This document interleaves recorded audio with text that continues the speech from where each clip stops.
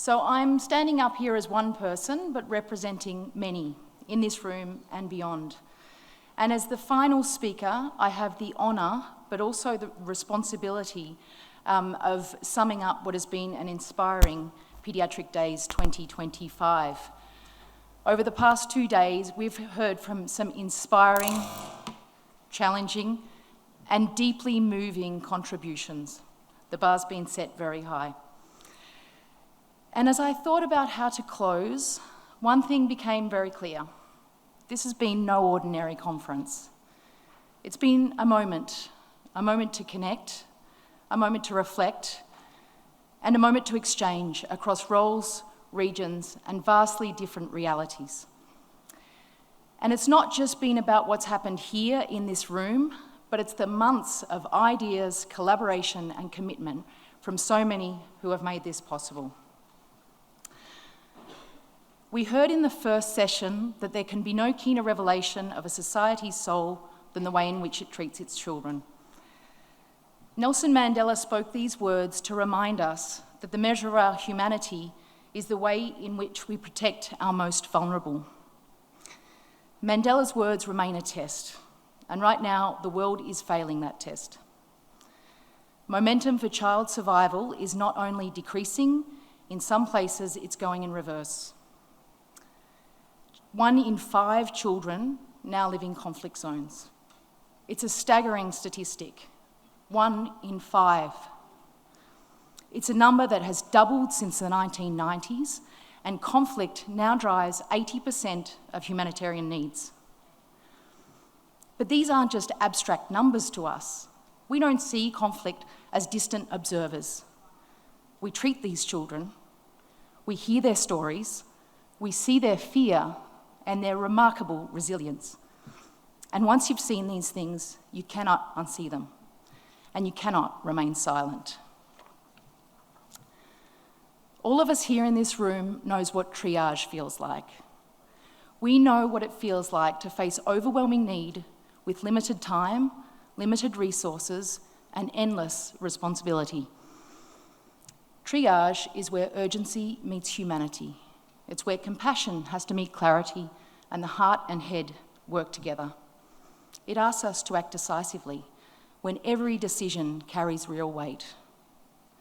MSF was built on this principle, to do the greatest good for the greatest number in the toughest possible conditions. But the humanitarian landscape is changing. We're seeing a collapse of multilateralism, blatant disregard for international humanitarian law, conflicts that last longer, that are more intense, that are more complex, and we have to continue to adapt, evolve, and make courageous choices. We've seen how conflict destroys children's lives directly, but the indirect impacts, collapsed primary health care, disrupted vaccinations, food insecurity, interrupted schooling, and unsafe housing can devastate entire generations. This is why our commitment to the fundamentals, life-saving care, vaccination, nutrition, primary health services, the fight against deadly diseases, caring for mothers and babies remains so essential. But if we truly believe in patient-centred care, we can't stop at the physical. For children, healing isn't just about survival, it's about recovery. It's about their right to grow, to learn, to play, and to feel safe again. It's the therapist who uses drawing sessions to help a child process what they can't put into words. It's the kind nurse who holds the scared little boy's hand so he has the courage to face yet another dressing change. It's the project that builds a community toy library because they know that play is not a luxury, it's a lifeline. These small moments are actually huge. They remind us that care is not only medical, it is profoundly human. Few things embody that humanity more than the bond between a mother and her newborn. Yet, as neonatal care has become increasingly medicalised, our systems have often separated what should never be separated. and our programs built around treating individual medical needs without fully recognising the shared needs of mother and baby. We have to change that. We have the evidence, we have the experience, and we have the responsibility. We need to shift our approach and see mother and baby as an inseparable, interdependent unit and design our cares accordingly. Not because it sounds nice or feels good, but because it saves lives. We've explored what it means to care for children in conflict, and just as importantly, what it means to speak up for them when they can't speak for themselves.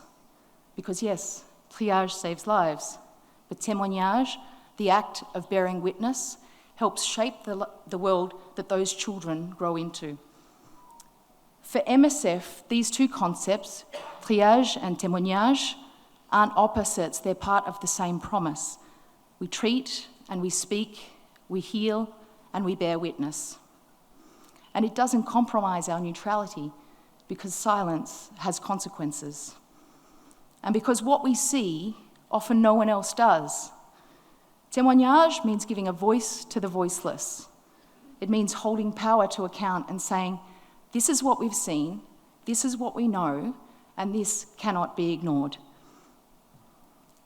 It means turning our experiences into advocacy and turning that advocacy into compassion and change. Everyone here in this room carries the stories that the world needs to hear. Every clinical decision, every life saved, every testimony preserved, are all part of the greater fight for dignity and justice. And we have to keep insisting that even in wars, the rights of children to survive, to heal, and to be heard are never up for negotiation. Before I wrap up, I really want to acknowledge everyone who made this event happen. It may have looked very smooth from the outside, but I can tell you that sort of smooth only comes from many months of hard work from many people involved.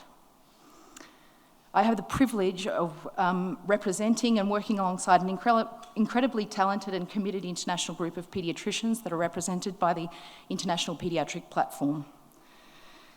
We're helped to deliver this event by a really dedicated content committee, extended content committee, and external collaborators who spend hours reviewing abstracts, supporting submissions, and for shaping a program of such remarkable depth and relevance. We have a project team, support staff and volunteers who have worked on surge capacity these last months to deliver this fantastic event.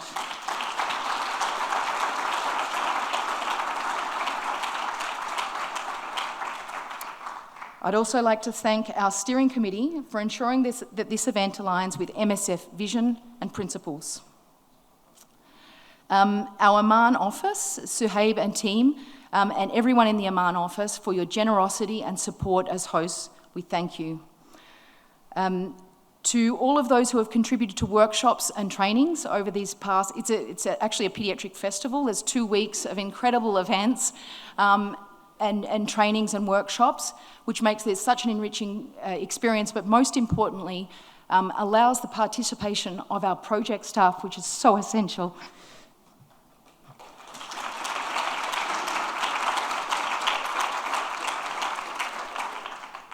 To our inspiring speakers, moderators, our event moderators, thank you, and I particularly would like to mention Dr. Migo Tejian and Her Royal Highness Princess Sarah Zaid. Thank you for your clarity, courage, and wisdom.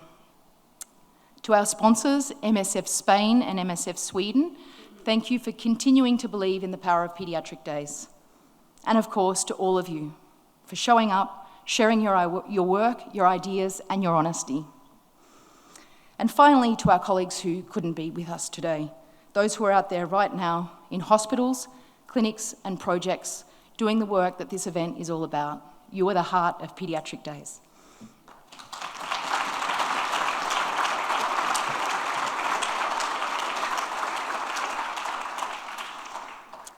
In closing, I'd like for the final words to come from children themselves. Last week was World Children's Day. So we asked children living in conflict zones, if you had one wish, what would you wish for? Their responses are heartbreakingly simple.